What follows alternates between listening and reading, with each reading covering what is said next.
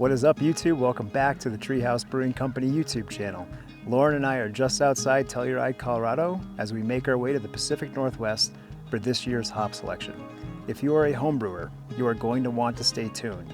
We are going to take you out into the fields, show you what we experience, and talk with you about how we think about selecting the hops that we utilize in our beer. If you're a fan of Treehouse, you're going to want to stay tuned also, as we're going to tell many of the stories that have contributed to the names and the ideas and the inspiration behind our beers. And last but not least, we're going to show you America the Beautiful in all of its glory. But before we do, we're going to go back in time.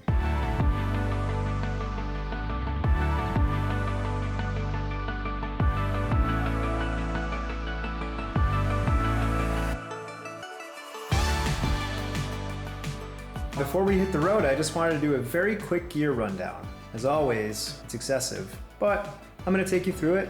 Lately, I've been super jazzed on medium format for stills, the Hasselblad X2D system, macro lens, 35 to 70 Hasselblad, that is my still setup. For run and gun stuff, I have the Fuji X100V. I'm 50-50 on taking the Sony ZV-1. This could come in really handy if we do something off the beaten path and I don't want to carry a heavy secondary camera like the A7S III. What I'm filming on right here is the A7S III, and then this is a backup camera for which I have 24-70 on this guy, 16 by 35 on the camera that I'm shooting with. This is the 70 by 200. And then for any crazy wildlife we might encounter from a distance, I have the 2-time adapter for the 70 by 200. Personal indulgence for me, the Hasselblad 503C, of course, for those beautiful aerial shots. DJI Mavic Cine 3. I've never brought strobes on the road before, but because I'm gonna have responsibilities for shooting beer photos, I thought for the first time we would do that. Certainly got the GoPro, and then the Osmo 4. Really excited to see how that guy works out. A flash trigger. We have this simple, lightweight Me Photo tripod. And then I have this lightweight small rig tripod, which has a fluid head. And this is an Amazon job that I'm pretty excited about. We have the Rode Wireless Go 2, which I'll use for audio. This is the Leica Q2. Being able to shoot at f1.7 with an electronic shutter is like nothing else on the market. I just wanted to take you guys through the gear kit as we hit the road. Hopefully, I can do all this gear justice and provide you guys with interesting stuff to watch as we journey to Washington to find hops that will make our beer better and inspire us along the way.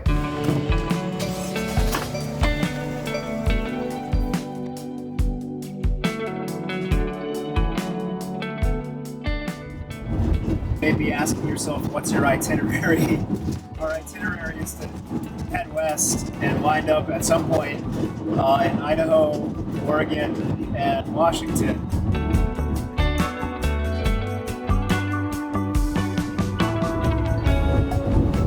In real time, as we have moments of inspiration, we will develop the ideas for beers on camera, kind of work backwards. If you've been with the Treehouse for a while, a lot of our life's journeys find their way into our beer, and the philosophies of living life to the fullest and trying to live in the moment is really important to us. We may have just had our first one. Moments of inspiration. It's a nice beer name.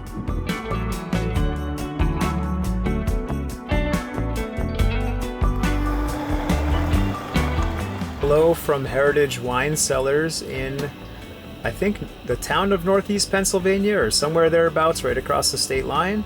Had a pretty uneventful day. Nice trip in. Got here after dark or around dark. Got ourselves a lovely bottle of Heritage Wine Cellars Heritage White Lake Erie semi-dry and soft white grape wine. Looking forward to that. We have a ton of work to catch up on. Looks like I have a Wi-Fi network. This place is great.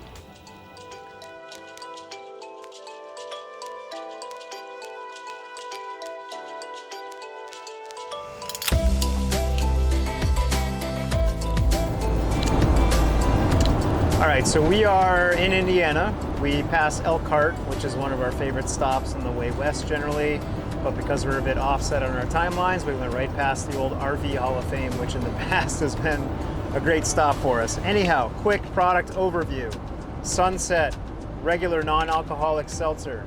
This guy is made with tangerine and peach, and it just works. One thing that I love about our seltzer,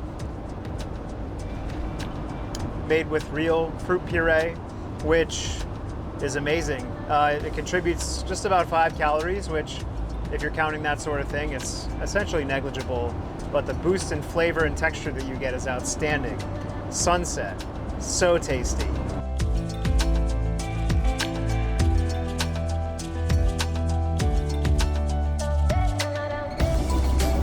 All right, so we are concluding our 800-mile day, turning into Adair, Iowa.